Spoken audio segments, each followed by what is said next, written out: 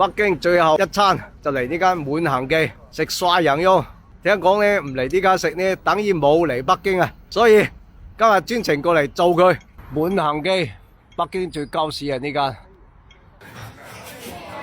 哇！帶個女嚟食銅鍋火鍋。今日呢喺北京最後一站，本來打算走啦。咁啊，尋日刷咗個視頻，有個靚女就話咧，如果你唔嚟呢個滿行記食火鍋嘅話咧，等於冇嚟北京。所以咧，今日咧我早啲過嚟，11點過嚟，唔使排隊啊！過嚟試下佢嘅出品，睇下係咪咁鳩屎先。嗱，呢隻麻醬，聽講係最多人點啊，最靚嘅清水，你可以鴛鴦嘅，啊可以辣嘅。不過我哋習慣咗清水。統品涮羊肉呢間店咧評分去到4.9分，好鳩屎。所以咧，我今日決定過嚟試佢。嗱，呢個滿行記咧，佢有個好處就係咧消費唔高。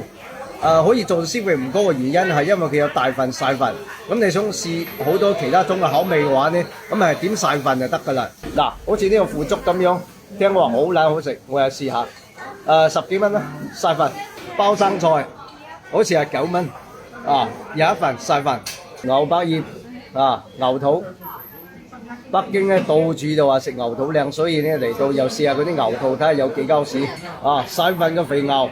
細份嘅牛肉都係現切新鮮嘅。中午就係食3樣肉，牛百葉、肥牛、羊肉片，全部都係新鮮嘅。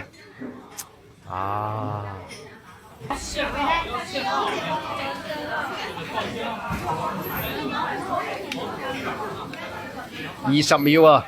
好，點啲靈魂醬料啊！叫家就食醬料啊，定係食羊肉啊？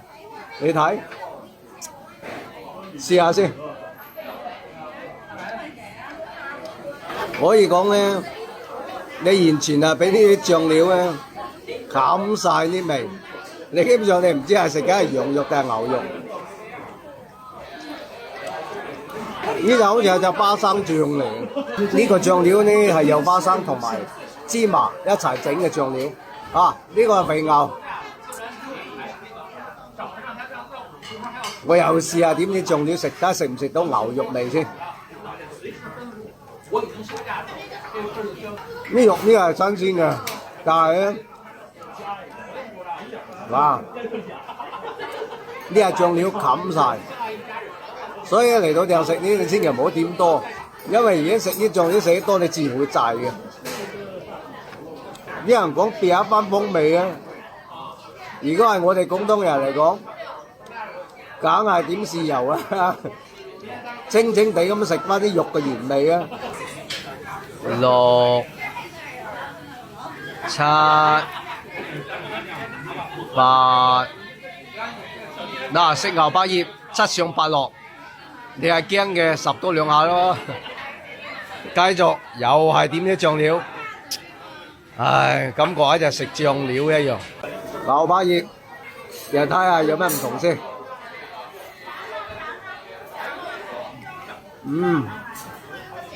都係食唔到其他味嘅咋，全部係食呢啲醬料味。麻醬糖餅啊，又話攞晒獎啊！好啦，鳩屎講到。麻醬嘅糖餅，又試下先。你只能講話特別，稱唔上好食。係有少少脆，但入邊就有啲醬料，有啲麻醬咯，又係咁樣食下食會滯嗰種麻醬咯，咁有少少微甜咯。所以你話嚟到，即係嚟到北京咧，即係好似我啲南方人咧，有好多口味未必習慣。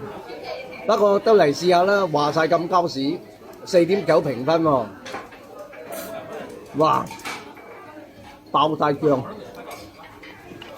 食完呢餐中午飯，你唔使食晚飯，因為呢啲醬汁不如喺你個胃入邊搞嚟搞去。嚟到北京可以食翻家鄉嘅味道，東莞豉油啊！搞嚟搞去都係整啲東莞豉油，加鹽西蔥，最適合我哋廣東人口味。都係點解豉油啱我哋食？這是大鮮啊，好味好多，啲醬料真係好滯，有時又可以食翻啲肉嘅原味，所以有時咧好彩佢有東莞豉油，而且就係我哋江門嘅東莞豉油，係學山嘅東莞豉油啊，鳩屎！點豉油食嘅牛百葉，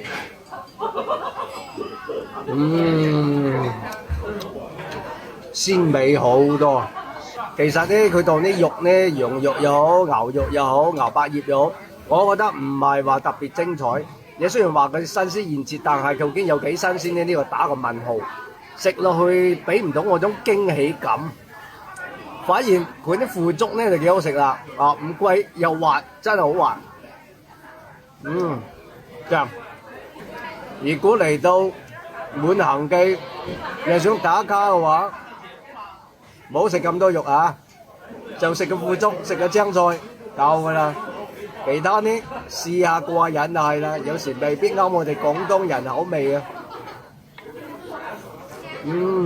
其實食嗰啲毛肚咧，又冇網上講嘅咁誇張，又話爽脆，又話有牛肉味，又香又食，我都唔覺得特別爽脆。我已經七上八落啦，食落都係始終有少少韌，冇想象中咁好食。呢間滿行記咧又係冇飯食嘅，只有麵食。好彩佢啲青菜平，9蚊雞。前日去全聚德食咧，68蚊嘅青菜。白灼菜心68蚊，咁佢呢度咧算係真係平民化啦，嚇經濟實惠啲啦。嗱，冇飯食啊，只有麵食嘅啫。滿行記呢啲生菜好食，腐竹好食，啲肉啊麻麻地，最經濟實惠就係食齋啊。北京西準備坐車翻江門，再見啦北京！跟住咧又翻江門啦。